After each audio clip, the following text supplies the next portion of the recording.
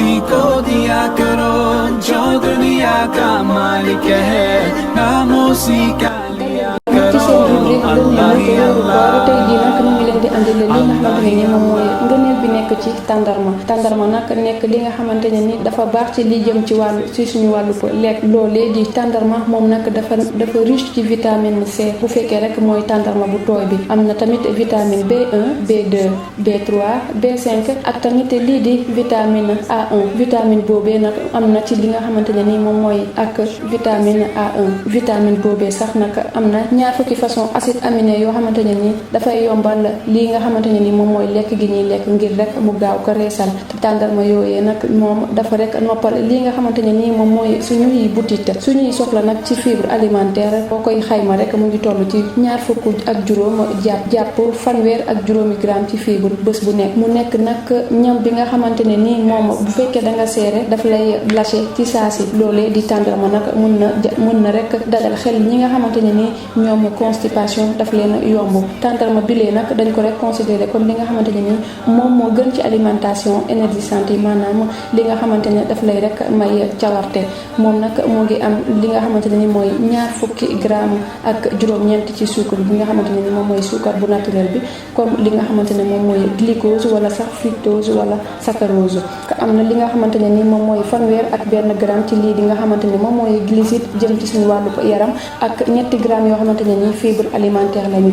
yokku bi ngay yokku tàndarma ci biir meew moom nag dafay dundal sa yaram, teg ci tamit da koy naatal, rawatina bu fekkee da nga nekk rek ci jamonoy boo xamante ne da nga tawatoon bay waaj a wër ci ñii nga xamante ne ñoom ñooy xale yi ak mag ñi. tàndarma bi lee dañ koy digal ñi nga xamante ne ni ñoom dañu rek di am sikki sàkka ci li nga xamante ne ni moom mooy seen wàllu poids wala sax seen wàllu wér-gi-yaram. mu nekk benn ci avantage yi nga xamante ne ni tàndarma gi lee am na ay ngëneel ci lii nga xamante ne moom mooy wàllu wér-gi-yaram, rawatina li nga xamante ni moom moo jëm ci suñu wàllu yuur. gannaaw rek li nga xamante ne ni moom mooy teneur bi mu am ci potassium, am na nag yeneen sels minéraux yoo xamante ne ni am na solo loolu yuñ dul bàyyi, lu ci mel ni comme cuivre, zinc wala fer.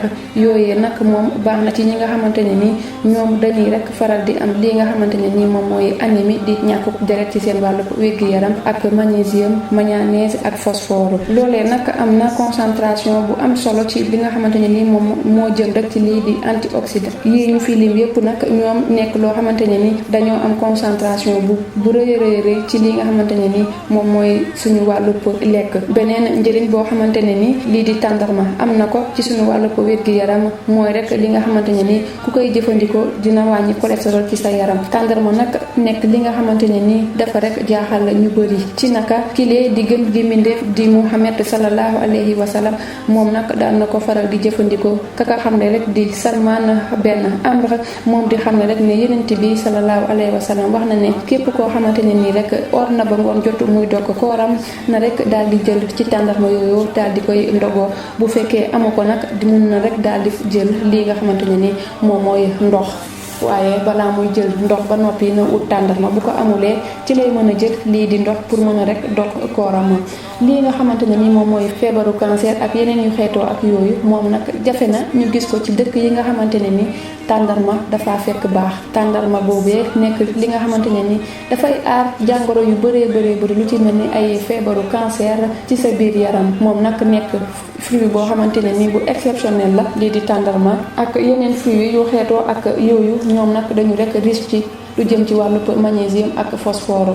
ñàkk magnésium boo ko gisee ci sa yaram rek mën na andi ay loraange yu bëri yu ci mel ni comme di gaaw a mer, wala sax ngay am ay problème bopp, maanaam ko boppam ëlbatiku, wala sax ngay wax yu yàgg, wala soit ngay faral di am ñàkk nelaw yu doyul wala sax ay trouble vasculaire, wala feebar bu mel ni comme cardiaque, wala jafe-jafe noyyi, wala mauvaise circulation, wala sax sa deret bi am jafe-jafe ngir rek mu daal di mën di circuler ci sa yaram. lii di tàndarma moom dafay rek dëgëral say yax, teg ci tamit du tax boo koy jëfandikoo doo gaaw a màgget. moom nag dafay raxas bépp salte boo xamante ne ni nekk na ci sa biir yaram, rawatina ci sa biir deret. daf lay aar ci lii di trouble nerveux ak ay névrite wala polynévrite. moom nag am na tamit li nga xamante ne ni mun na ko saafara, maanaam lii di jàngoro yi prostate wala rein. ba tey rek lii di tàndarma moom am na solo soo xamante ne ni am na ko ci suñu wàll ko wér-gi-yaram rawatina ci suñu wàllu yax yooyu nag ku ñu faral di jëfandikoo lii di tàndarma